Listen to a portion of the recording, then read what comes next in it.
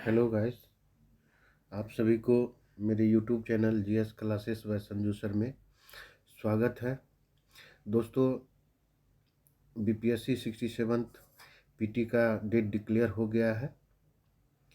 उसी के सिलसिले में कल, जैसे आप सभी जान रहे हैं कि बिहार इकोनॉमी सर्वे विधानमंडल में पेश किया गया, उसी का मैं समरी आप लोगों के बीच शेयर कर रहा हूं।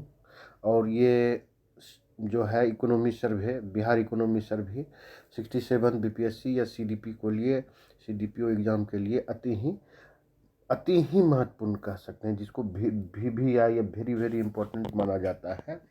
इससे अवश्य क्वेश्चन रहेगा। एकदम पूरी संभावना इस तरह की बनी रहती है कि इस तरह के जो भी करंट में कुछ सर्वे होता है या कुछ डाटा आता है, बजट से हो संबंधित या इकोनॉमी सर्वे से, उससे पूरी संभावना रहती है आने का, प्रश्न आने का। तो चलिए दोस्तों, शुरू करते हैं हम। इंडियन इकोनॉमी का जो पार्ट है, बिहार आर्थिक सर्वेक्षण।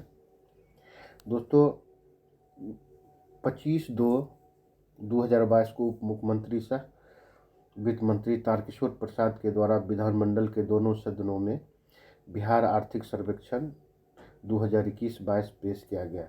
चलिए दोस्तों, हम लोग इसको सेक्टर वाइज समझते हैं।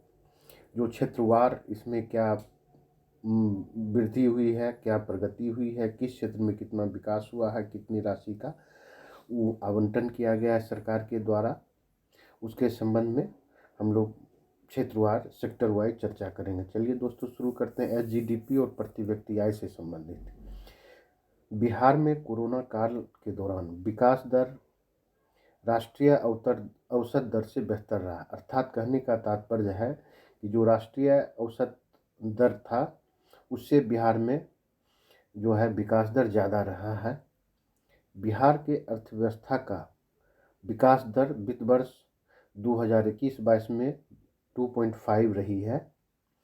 वर्ष 2020 और 21 में 2020-21 में राष्ट्रीय स्तर पर प्रति व्यक्ति आय 86,659 रुपये थी। बिहार में वर्ष 2020-21 में प्रति व्यक्ति आय 50,555 यानी 50,555 रुपीज़ हो गई है। इससे लास्ट ईयर में जो था दोस्तों 19-20 में यह 49,272 रुपीज़ था। पिछले से इस वर्ष की तुलना में 1100 यानी ₹1183 रुपीज़ की बढ़ोतरी हुई है। चलिए दोस्तों, आगे बढ़ते हैं। गत 5 वर्षों में वर्ष 2016-17 से 2020-21 तक बिहार में प्राथमिक क्षेत्र में 2.3%, द्वितीय क्षेत्र में 4.8% तथा तृतीय क्षेत्र में 8.5% वार्षिक दर से वृद्धि हुआ।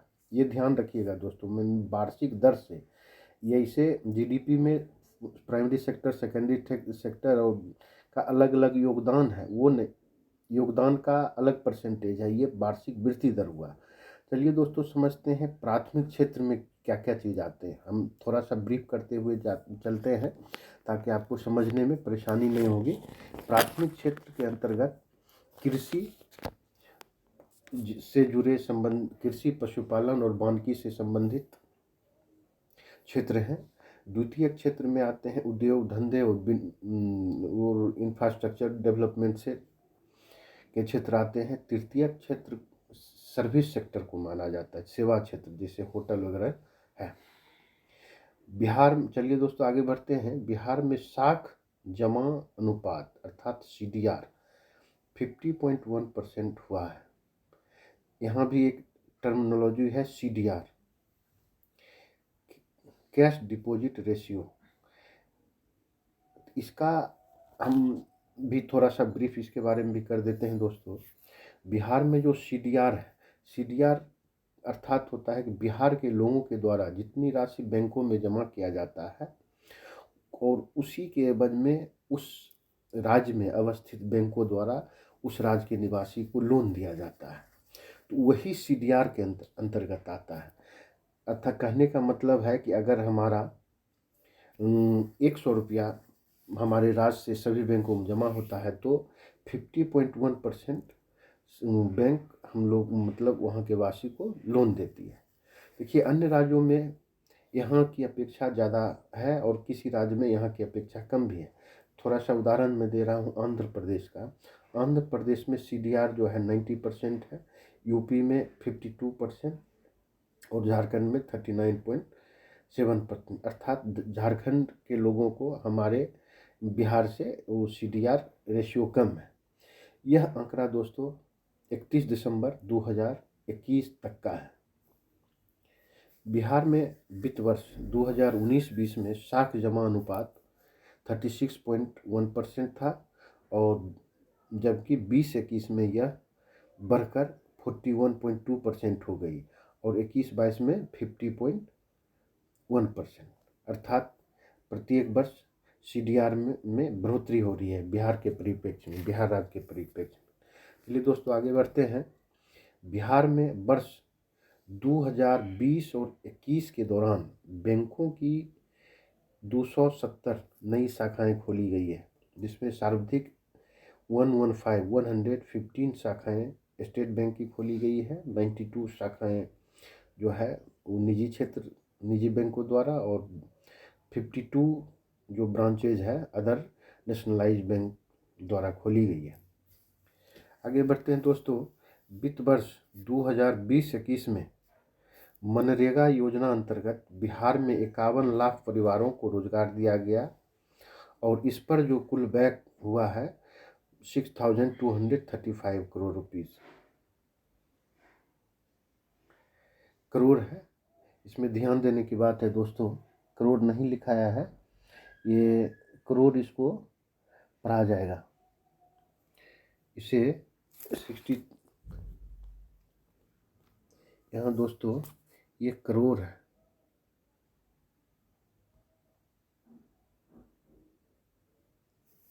ये इसे करोड़ पढ़ा जाएगा दोस्तों। 6,235 करोड़ रुपीस प्रधानमंत्री आवास योजना के अंतर्गत कुल 9,857 रुपये व्यय किया गया। चलिए दोस्तों आगे बढ़ते हैं। दूसरा क्षेत्र हमारा है बिहार में सड़क निर्माण और उसका घनत्व। BPSC में अमूमन इससे बहुत ही न्यूनता से क्वेश्चन पूछा जाता है, सूक्ष्म ढंग से, जिससे कि अमूमन लोग इग्नोर कर देते हैं, ध्यान नहीं रखते हैं या उस चीज़ को याद नहीं रखते हैं, उस डाटा को।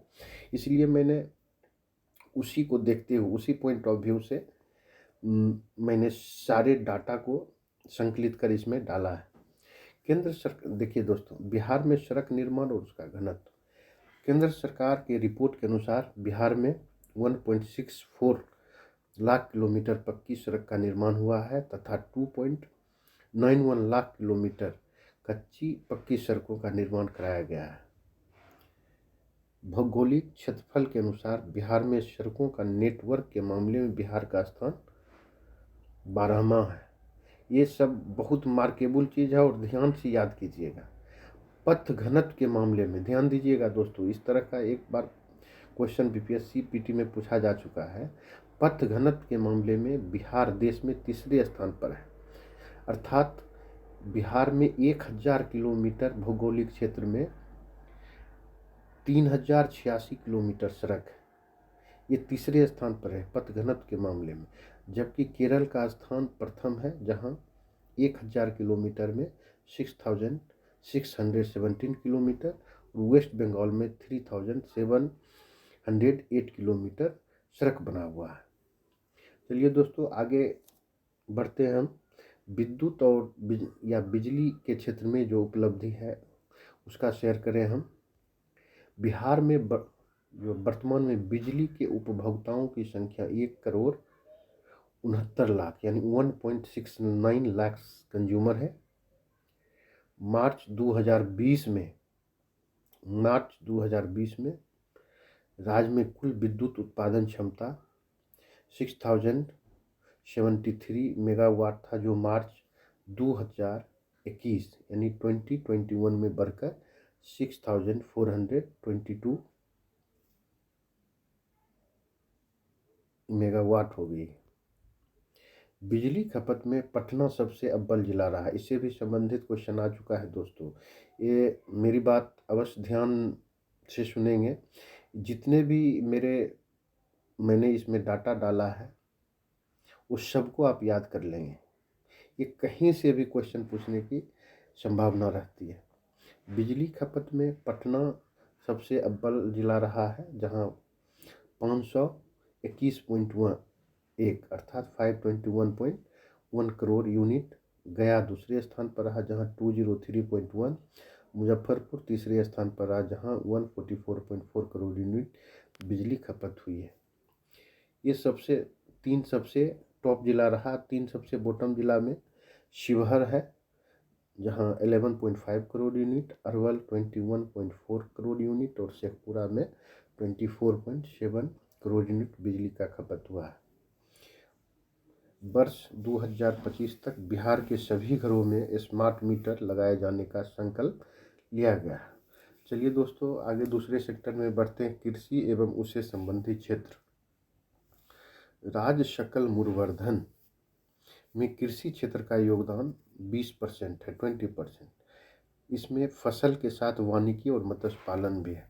चलिए दोस्तों, एक नया टर्मिनोलॉजी है GSVA।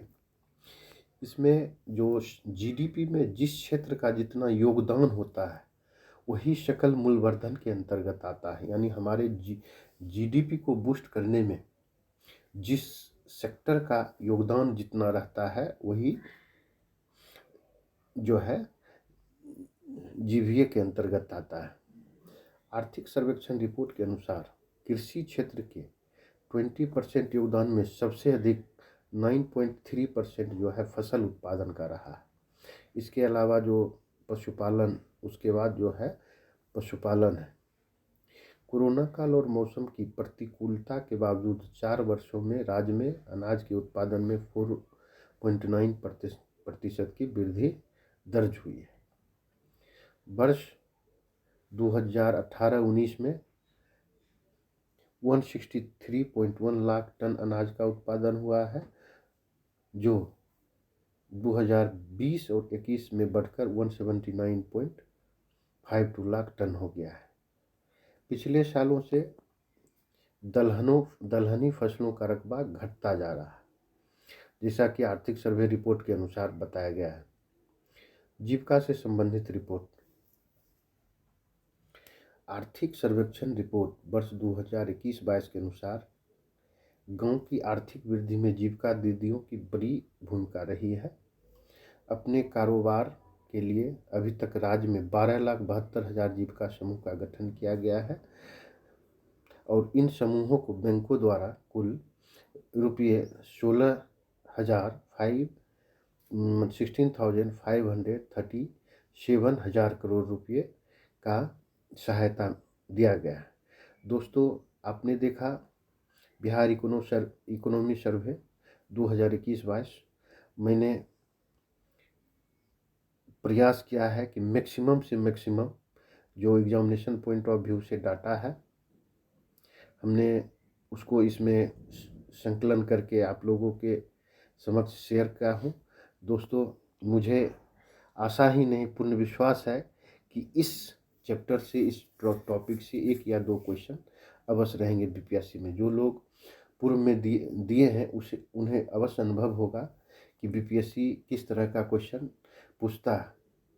कभी कभी ऐसा क्वेश्चन पूछ देगा कि आप जानेंगे लेकिन उस चीज़ को आप इग्नोर कर देते होंगे पढ़ने के समय। इसीलिए मैं अपने वीडियो में इस लिंक को शेयर कर दूंगा। पीडीएफ लिंक को आप लिंक से डाउनलोड करके इसे आप सुरक्षित रख सकते हैं, जिससे आपको रिवीजन करने में सहूलियत होगी। दोस्तों, यदि ये वीडियो आपको पसंद आए तो मैं आपसे रिक्वेस्ट करूंगा कि कृपया सब्सक्राइब कर लें। और वीडियो देखने के लिए बहुत बहुत धन्यवाद दोस्तों। धन्यवाद।